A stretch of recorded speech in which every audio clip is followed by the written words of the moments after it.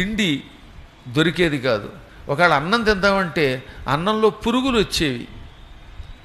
పడుకుని నిద్రపోదామంటే రాత్రిపూట రకరకాల క్రిములు కుట్టేసి నిద్ర పట్టేది కాదు. అక్కడ ఏం ఉండవు, కానీ వీడు పడుకుంటే క్రిములు వచ్చి కుట్టేయడం మొదలెట్టేట. పాపాత్ములకి నిద్ర సుఖంగా ఉండదు, నిద్ర పట్టదు. నిద్రపోదామంటే ఏదో ఆటంకం వస్తుంది. మీరు ఎప్పుడైనా చూడండి, మాకు నిద్ర పట్టలేదు బాబో ఎన్ని సుఖాలున్నా అన్నారు అంటే వాళ్ళు ఎవరికో ద్రోహం చేశారు. ఆ ద్రోహం ఈనాడు నిద్ర లేకుండా చేస్తోందని గ్రహించాలి. అటువంటి వాటికి ప్రాయశ్చిత్తం ఒకటి ఉన్నది. అదే ఇప్పుడు ఈ కథ. పూర్తిగా అంటే ఆ ప్రాయశ్చిత్తం తెలుస్తుంది అనుకోండి. కాబట్టి సరిగ్గా నిద్ర పట్టదు, తిండి తినలేడు, దొరకదు, దొరికినా తినలేడు, గొంతంతా ఒకటే బాధగా ఉంటూ ఉంటుంది, చేతులు కాళ్ళు మాట వినవు. ఇవన్నీ పాపాలన్నమాట, కర్మలు. అందుకే ఎప్పటికప్పుడు అనుక్షణం ప్రాయశ్చిత్తం చేసుకోండి. ఇప్పుడు మీరు గుళ్ళోకి వచ్చి ఊరికి వెళ్ళిపోవడం కాదు, అప్పుడప్పుడు 108 ప్రదక్షిణలు చెయ్యండి. నన్ను నమ్మండి. ధ్వజస్తంభం ఉందా పైన, ధ్వజస్తంభం దగ్గర నుంచి బయలుదేరి 108 ప్రదక్షిణలు చేయండి. ఇలాంటి పాపాలు 75% ఎగిరిపోతాయి. ప్రదక్షిణ పదే పదే అన్నారు.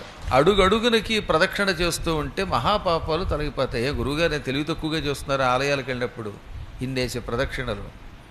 కొన్ని ఘోరకర్మలకి ప్రదక్షిణలు, మరి కొన్నింటికి స్నానములు, కొన్నింటికి దానములు, కొన్నింటికి పురాణ శ్రవణములు, ఇలా వారి వారి పాపములను బట్టి ప్రాయశ్చిత్తం చెప్పారు. నేను ప్రదక్షిణ చేసినప్పుడల్లా అనుకున్న పని అయ్యిందండి. నేను ఏదన్నా ఒకటి ఇతరులకు చేసి పెట్టాలనుకుంటే వాళ్ళ బదులు నేనే ప్రదక్షిణ చేసేవాడిని, వాళ్ళ బదులు నేనే వ్రతం చేసి పెట్టేవాడిని. ఎందుకంటే వాళ్ళు చేయలేకపోతున్నారు కనుక. అలా చేసినప్పుడల్లా వాళ్ళ కోరికలు తీరాయి. కాబట్టి అప్పుడప్పుడు మీరు ఇక్కడికి వస్తున్నప్పుడు ఏ ఏకాదశో వచ్చింది, లేదా కాస్త ప్రశాంతంగా మీ మనస్సులో ఈ పూట ప్రదక్షిణ చేయాలనే కోరిక వచ్చింది, వచ్చినప్పుడు అది కూడా ఎక్కువ జనం లేనప్పుడు చేసేయండి.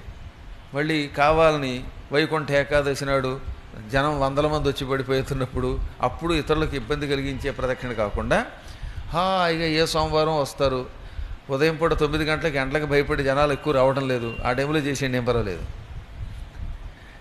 అప్పుడు ఏమవుతుందో తెలుసా, పాపం వీళ్ళంతా ఎంతో భక్తులై ప్రదక్షిణ చేస్తున్నారు, పరమభక్తులు భక్తితో ప్రదక్షిణ చేస్తున్నారు. కాబట్టి వీళ్ళకి ప్రదక్షిణ చేసినప్పుడు ఎండ లేకుండా చేద్దామని సూర్యుడు కూడా మబ్బుల మాటను దాక్కుంటాడు, మీకు సాయం చేస్తాడు.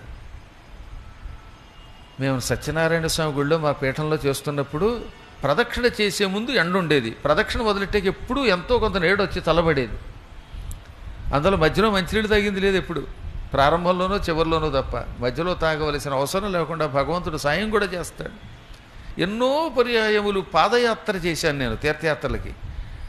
అప్పటిదాకా భగభగలాడ్డం ఎండ, పాదయాత్ర కడుతున్నప్పుడు ఓపిక పోతున్నప్పుడు హఠాత్తుగా పెద్ద మబ్బు వచ్చేది, చల్లబడేది, ప్రయాణం మళ్ళీ హాయిగా సాగేది. నిజంగా వేసవకాలంలో అప్పుడప్పుడు ఎండ మీద పొడపడకుండా మీద ఓ మబ్బు వచ్చి పడిపోతే ఆ మబ్బు నీడలో ప్రయాణించడం అంతా ఆహ్లాదంగా ఉండదు. ఆ టైంలో చల్లగాలి తగులుతూ ఉంటుందన్నమాట. కాబట్టి భగవంతుడిని నమ్మండి, ప్రదక్షిణలు చెయ్యండి, దానికి తగిన శుభ ఫలితం ఎప్పుడూ పొందుతారు. అంటే దేనికైనా ఒక ప్రాయశ్చిత్తం ఉంటుంది.